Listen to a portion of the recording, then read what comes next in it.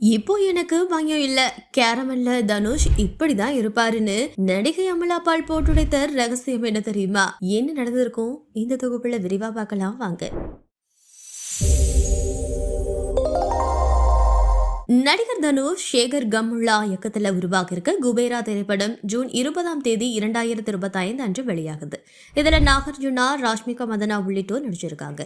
பிரம்மாண்டமான ஆடியோ வெளியீட்டு விழாவை தொடர்ந்து ரசிகர்கள் இந்த படத்தின் மீது பெரும் எதிர்பார்ப்பு வச்சிருக்காங்க.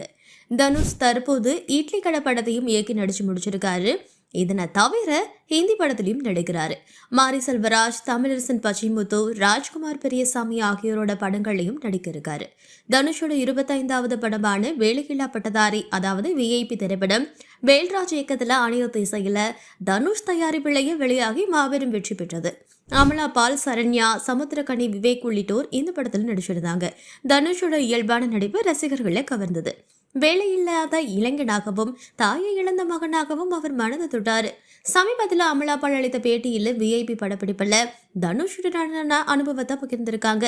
ஒருவேளை இத அப்போதே சொல்லியிருந்தா என் தலையில தனுஷ் கொட்டு வச்சிருப்பாரு. ஆனா இப்போ எனக்கு பயம் இல்ல, அதனால நான் இதை சொல்றேன்னு சொல்லியிருக்காங்க. அதாவது தனுஷ் பார்க்கறதுக்கு தான் ஒல்லியா இருக்காரு, ஆனா அதிகமா சாப்பிடுவாரு. சைவ உணவு மற்றும் முட்டையை விரும்புவாரு. சாப்பிடும்போது கவுண்டமணியோட காமெடி காட்சிகளை டிவில பார்த்தபடிதான் சாப்பிடுவார்னு சொல்லியிருக்காங்க. இந்த பேட்டி சமூக வலைதளங்கள்ல வைரலாக இருக்கு. அமலா பால் முன்னர் இயக்குனர் விஜய திருமணம் செஞ்சு பின்னர் விவாகரத்து வாங்கினாங்க. தற்போது ஜெகத் தேசாயை மணந்து இளை என்ற மகனோட மகிழ்ச்சியா வாழ்றாங்க. சினிமாவில் தொடர்ந்து நடிப்பது குறித்து இன்னும் முடிவெடுக்கல.